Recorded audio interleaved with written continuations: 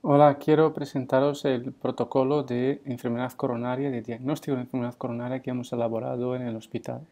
Este es el equipo que ha trabajado en este protocolo, que está, como no, muy basado en las guías de práctica clínica, especialmente la Sociedad Europea de Cardiología.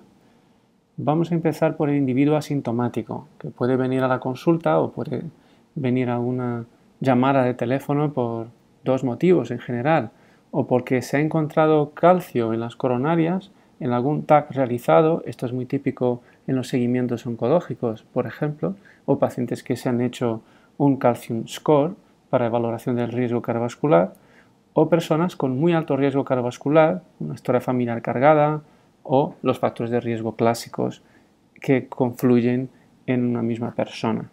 O sea, en este campo, así como en cualquier otro de la medicina, la anamnesis es fundamental.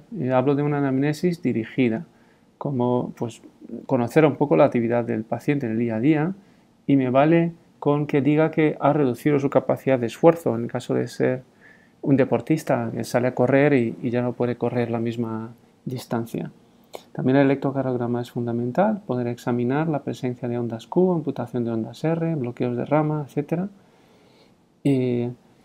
Y si la persona está efectivamente asintomática y tiene un electrocardiograma normal, pues fin de estudio. No vamos a considerar ninguna otra prueba y vamos a recomendar una prevención primaria intensa. La presencia de calcio en las coronarias, por ejemplo, lo que indica es una reclasificación del paciente que si creíamos que era de bajo riesgo pasaría a ser de riesgo intermedio o incluso riesgo alto, y la persona de riesgo intermedio es de riesgo alto. Y así debemos actuar en consecuencia. No tenemos datos en la literatura que nos hagan pensar que el hacer un estudio hasta encontrar enfermedad coronaria, tratarla mediante stents o cirugía, vaya a cambiar el pronóstico de estos pacientes, repito, asintomáticos, realmente asintomáticos y con un electro normal. Hay una posibilidad que se aparece ahí en el grupo 3, abajo en la diapositiva, que es el subgrupo de personas que son profesionales de riesgo, como pilotos, conductores de vehículos pesados o gente que realiza ejercicio físico muy intenso, corren maratón, pues, ciclismo de distancia, etc. Entonces, en este subgrupo de pacientes podríamos considerar ampliar el estudio a un test de detección de isquemia. La otra posibilidad es que a través de esta anamnesis veamos que el paciente efectivamente tiene síntomas o un electro anormal, ondas Q, bloqueos de rama o pues este subgrupo que acabo de comentar. En este caso vamos a intentar descartar la enfermedad coronaria y ahora pues en la siguiente diapositiva vais a ver el protocolo angina, disnea, disfunción ventricular. Bueno, pues ¿qué hacemos con el paciente con sospecha de enfermedad coronaria? Esta diapositiva está enfocada sobre todo a la actividad de un médico no especialista en cardiología. Aquí tenemos dos supuestos, que es el paciente que tiene una clínica típica o de alta probabilidad o una clínica atípica o de baja probabilidad. Pues ¿esto qué es? Pues lo que es una angina típica es que reúne al menos tres características, siendo la localización del dolor, retroesternal, la calidad del dolor, la duración son típicas de angina, si se induce por esfuerzo o estrés y si se alivia en reposo o con nitratos.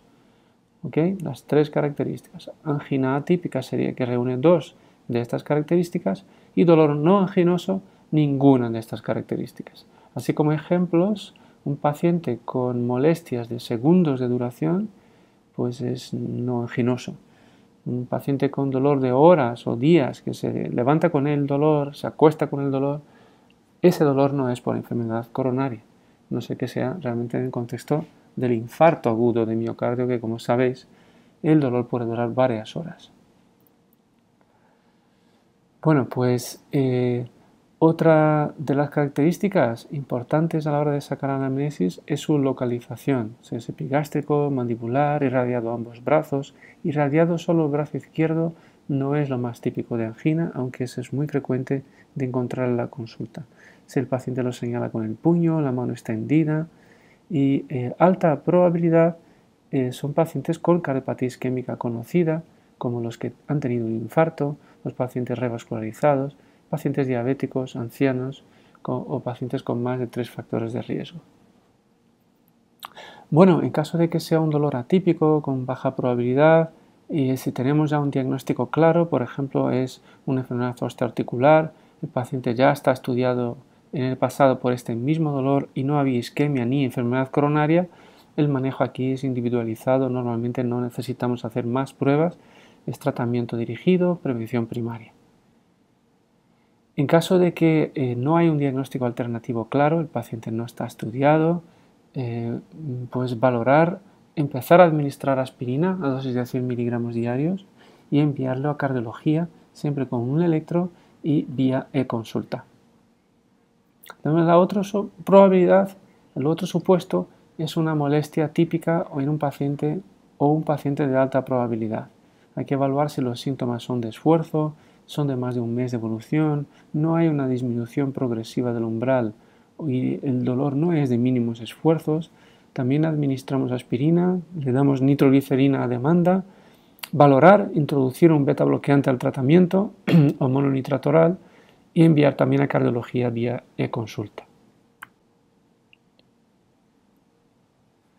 Ahora, si la clínica es de dolor prolongado, por ejemplo más de 20 minutos, dolor en reposo, una disminución progresiva del umbral, apareciendo ya de entrada de mínimos esfuerzos, presenta síncope, insuficiencia cardíaca, todo esto son síntomas de alarma, síntomas de síndrome coronario agudo, el paciente debe ser remitido al hospital, al servicio de urgencias y ahí se aplica el protocolo de síndrome coronario agudo. Me faltó comentar este cuadrito, que es el dolor de segundos de duración, horas de duración, que lo había dicho hace un ratito. Ahora, ¿qué hacemos con el paciente en la consulta de cardiología con sospecha de enfermedad coronaria?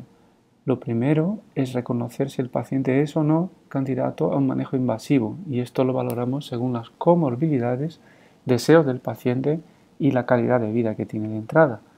La diapositiva está enfocada a pacientes que sí son candidatos a cateterismos, cirugías, colocación de stents.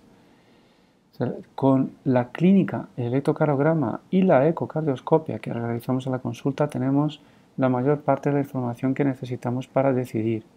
Así, si el paciente tiene una molestia típica de angina con una alta probabilidad pretest, y pongo aquí el cuadrito publicado en las últimas guías de la Sociedad Europea de Cardiología con la probabilidad pretest de enfermedad arterial coronaria, esto está actualizado, pues tenemos que considerar si el paciente tiene o no datos de alto riesgo, como una clínica típica de mínimos esfuerzos, en rápida progresión, la presencia de disfunción sistólica del ventrículo izquierdo en el ecocardiograma que hacemos en la consulta, la presencia de zonas akinéticas o hipokinéticas, especialmente si son grandes en ese ecocardiograma, y si hay una zona extensa de isquemia en riesgo en el electrocardiograma.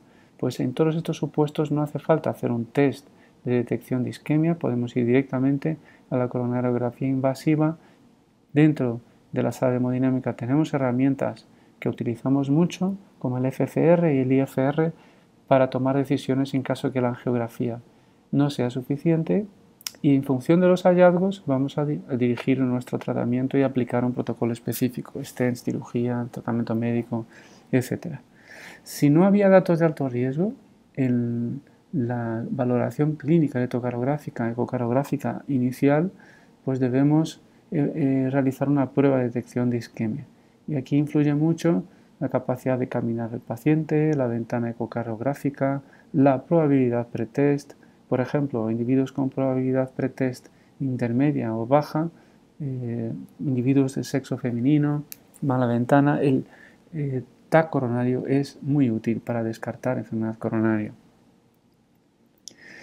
En función de estos resultados vamos a saber si hay datos de alto riesgo o no, y si hay datos de alto riesgo, cateterismo, protocolo dirigido. Que no hay datos de alto riesgo, el tratamiento es directamente de prevención secundaria, tratamiento antianginoso, y luego ya consideraremos la necesidad o no en función de la respuesta y el cateterismo.